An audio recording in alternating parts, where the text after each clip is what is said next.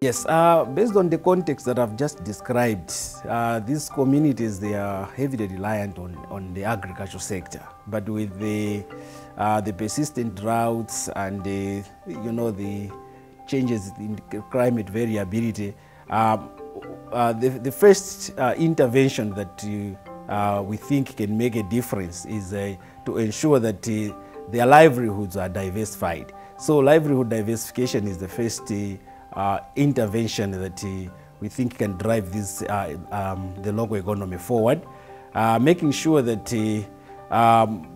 people are able to make a living outside agriculture, not only depending on smallholder agriculture as a means of livelihood. So livelihood diversification, and this should be coupled with financial inclusion and also skills development. And so we think this is the first set of interventions that could actually work in these communities.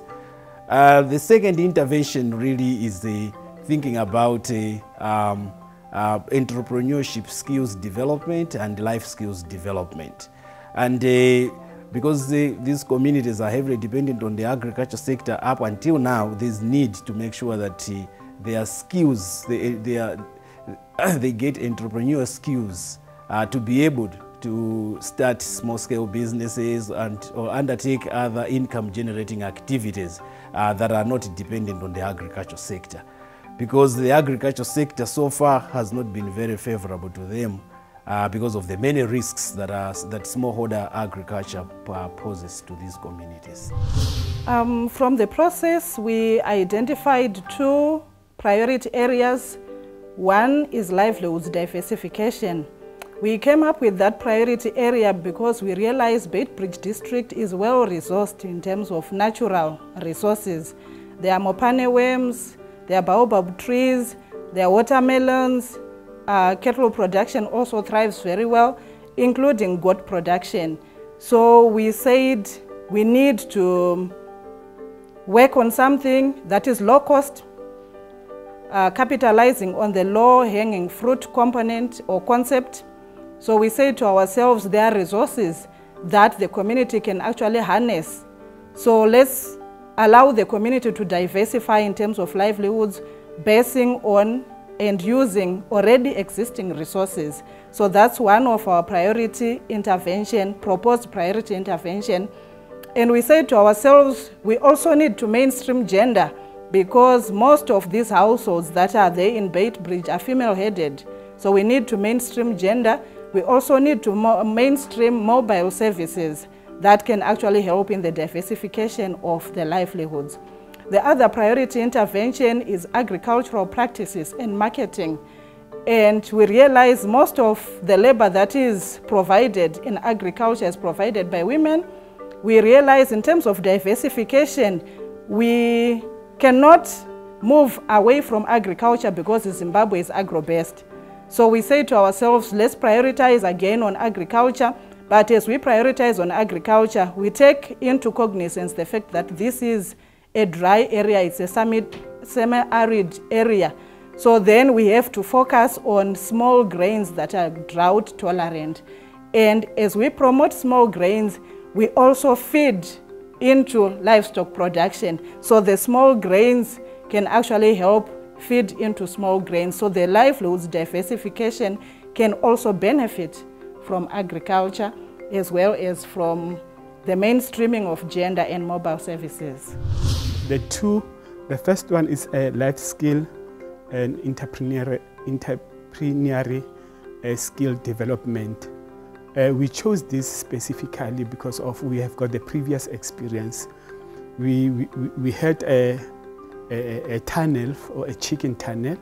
Then because of the people were not fully skilled financially and administratively, it collapsed in a very short period of time.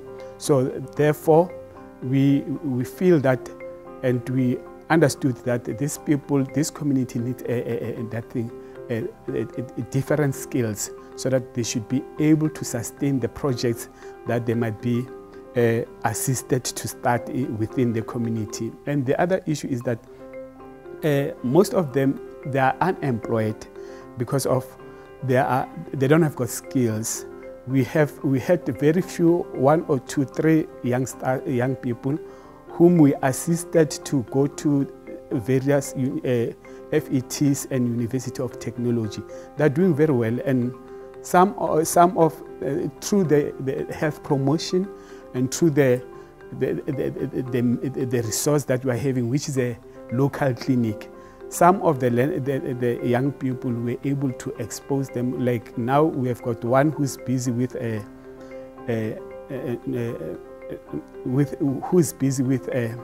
communication and technology skills, and she's doing very well. She just completed. Now she's busy looking for a job around.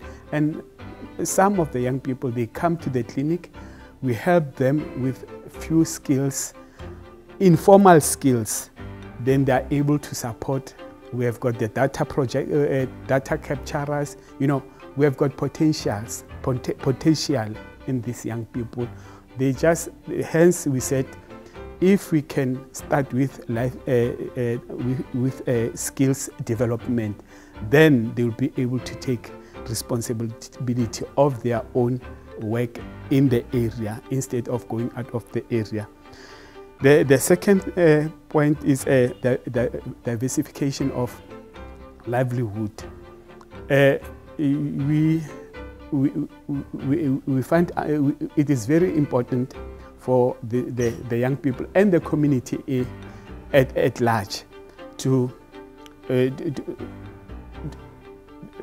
we find it very important that we should come up with this project, because of there are some various people with some small projects. Like we have got a group of people who are doing who are busy with recycling. We have got a community that is busy with stock files.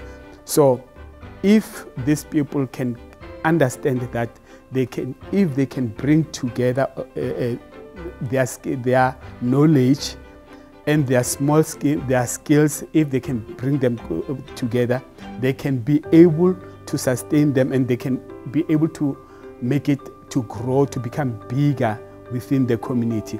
Hence, it is very important that RILab SA should come in with that innovation. And the main important thing is that as the RILab is coming into the community with these innovations, once they are within the community and scaling these people, then the people will take ownership of this. And I'm definitely sure that once they tend to understand and take ownership, then the project will be sustained.